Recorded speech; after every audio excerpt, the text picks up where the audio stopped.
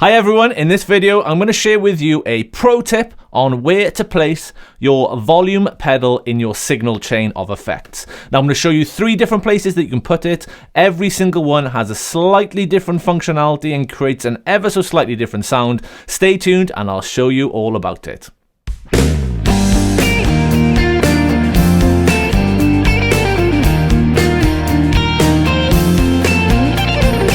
So in this video then, we are going to look at volume pedal placement in your signal chain of effects. If you haven't done it already, make sure that you like the video, give us a subscribe and click that alert bell so you don't miss any updates.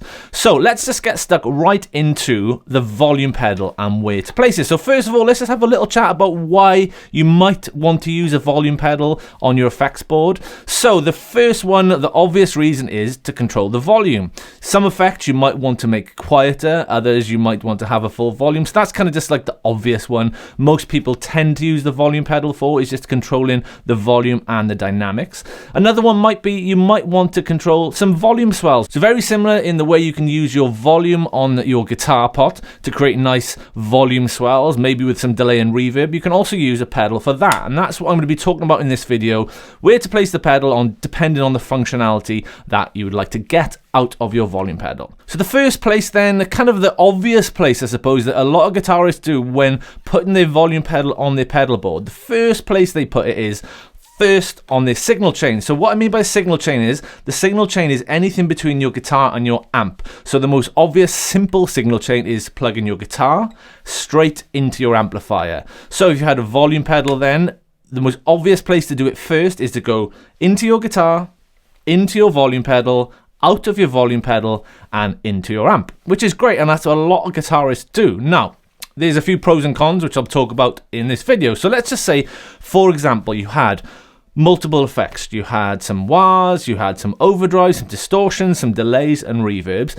and you placed your volume pedal first. So what I mean by that is you come out of your guitar, you plug into your volume pedal, and then you go straight into the rest of your effects board. That's going to be the first position we're going to look at. So this is great for doing kind of volume swells as you would do on your guitar, and it gives a really great effect. So that's one of the pros. So let me just show you an example of that then. So I've got a fairly heavy sound here with some delay and reverb. So what I'm going to do, there's the sound. Okay, you can hear there's some delay and some reverb on there. I'm just going to play a single note and I'm going to swell into that with my volume pedal. So I'm simply going to take my volume pedal from the back, I'm going to play the note and I'm going to press the pedal down like this and gradually fade it in. And that sounds like this.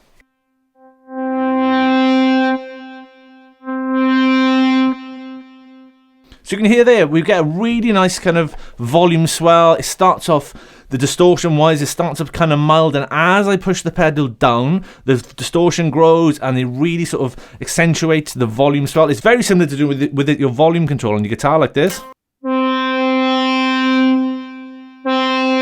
So when you see guitarists using their volume like this,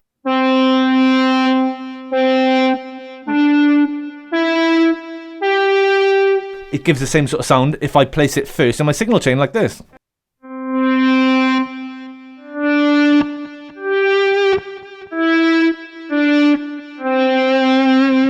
Okay, that gives a really, really nice sound if you're going to be doing volume swells. So that's quite a nice bonus if you're going to be placing it first on your signal chain. So that's into your guitar, into your volume pedal, and then into the rest of your pedal board if you have one.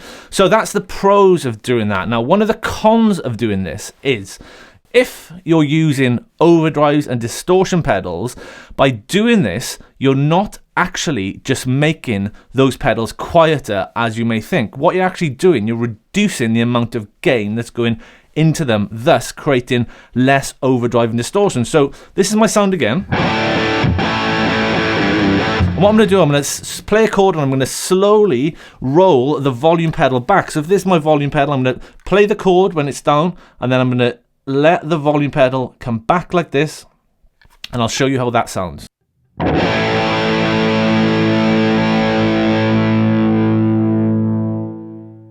Okay, so yes, it does make it a bit quieter, but when I'm, say, about 50% on my volume pedal like this, It's still fairly loud, but all the distortion's kind of gone. There's a little bit of crunch, yes, but the majority of the distortion's gone. So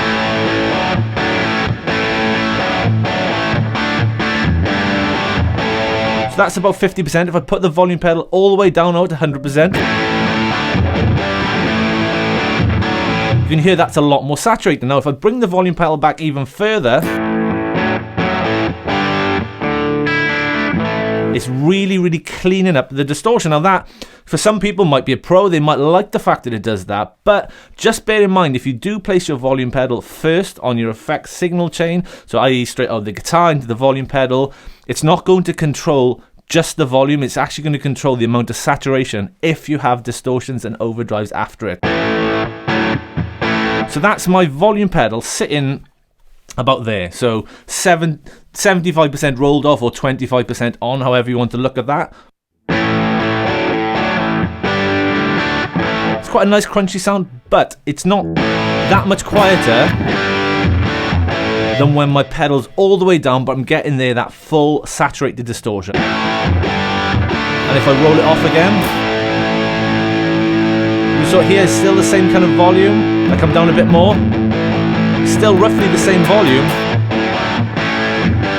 but it's not as much overdrive or distortion. If I come back even further,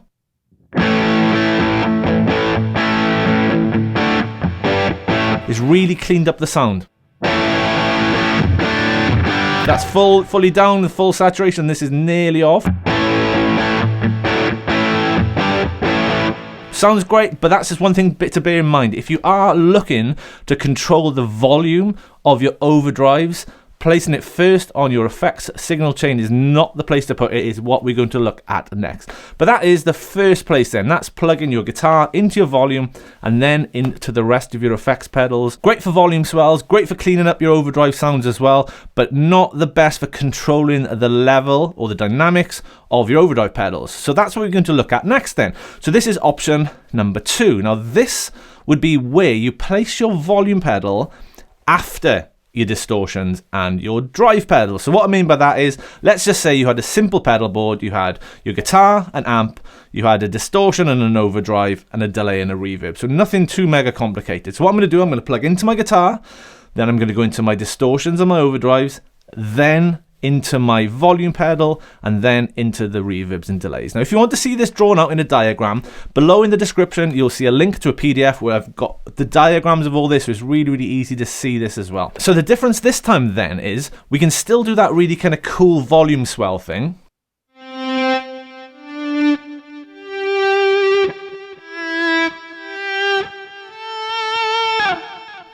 Okay, we still get that really kind of cool volume swell. It does sound a little bit different though, so you know, you might have preferred it the first way, but the beauty of placing your volume pedal after your drives and overdrives is we can really control the dynamic level, the volume of the distortion. So there's my sound again.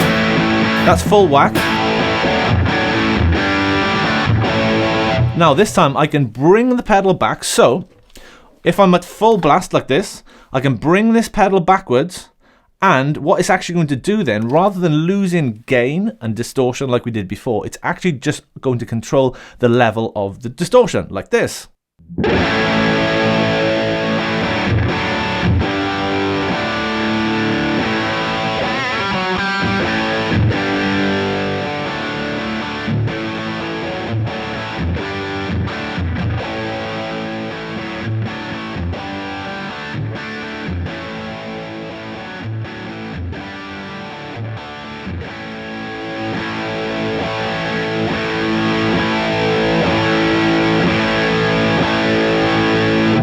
So you could hear there then, as I was gradually pulling the volume pedal back, the sound was staying exactly the same, it was just getting quieter. So one more time then, I'm going to start full blast and I'm going to gradually pull the volume pedal back, reducing the level.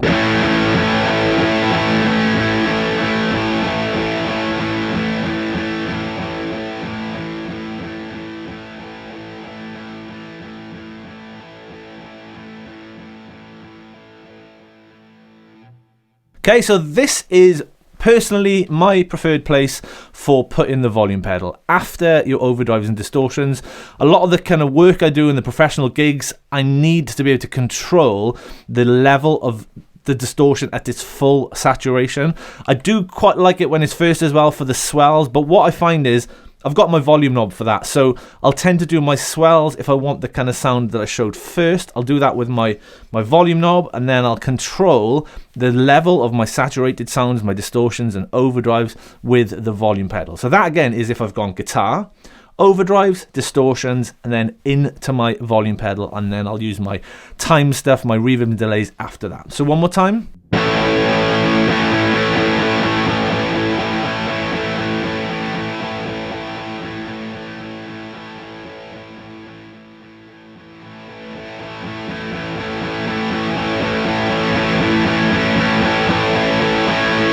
So that's great for controlling the dynamics of your overdrives and distortions.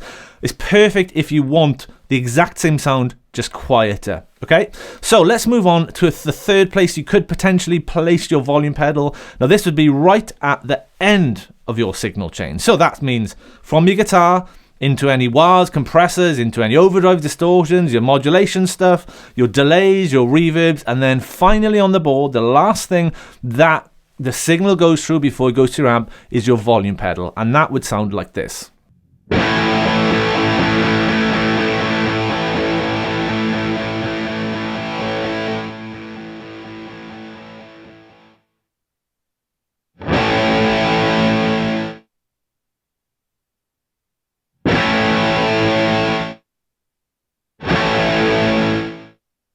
Now the reason why I was doing that was playing the chord and then pulling the volume pedal back then. So what I was doing, I was playing the chord with it down and then just pressing the volume pedal off like this. I'll do that one more time.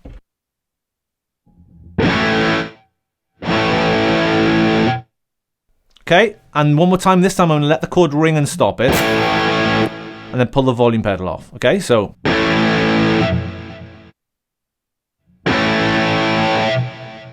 So what you'll notice there is the volume pedal is killing everything. It's killing my delay tail offs, it's killing my reverb tail off. So it's literally acting as a kind of a mute switch, if you like, and it's stopping everything. Yes, we can control the saturated level of the distortion. So what I mean by that is, just as where we placed it after the distortions before the delays in example 2, it's allowing us to lower the volume of the distortion.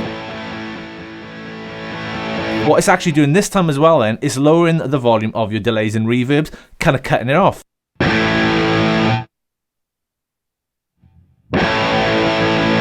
So it's literally muting everything. Now if I do a quick kind of volume back and then on again, you'll still hear the reverb and delay. Can you hear that? Kind of cuts it off and comes back. It's because it's still carrying on. So that is, for me personally, a con of having it at the end of your pedal board, because it's cutting off those kind of nice reverb delays. However, if you're playing a song that you have a reverb and you want your guitar to go to absolute silence, this might be a place for you to put it, okay? So my personal preference, as I said when we did it, was putting it after your distortions and overdrives, but before your time effects, before your modulations, reverbs and delays. But each to their own. If you prefer it at the front for those swells, if you prefer it at the end to kill all your sounds, all your delays and that sort of thing, that's up to you. You know, there's no right or wrong way. There's just personal preference. For me personally, I like it kind of in the middle of my board, in the middle of my sound. So I'll have all my wahs and my compressors, then I'll go into my overdrives and distortions, then volume pedal, and then my modulations and time effects. As I mentioned, there's a PDF workbook with this lesson if you want it. Take a look in the description below, click the link and you'll be able to access that. There's descriptions and diagrams of everything I've talked about. If you haven't done it already, make sure you give the video a like, subscribe to the channel and click that alert bell so you don't miss any updates. If you want to get in touch with myself, I have an online guitar school called Fretlix. You can find us at fretlix.com. Again, the link is in the description. I hope you enjoyed that video and I look forward to speaking to you again soon.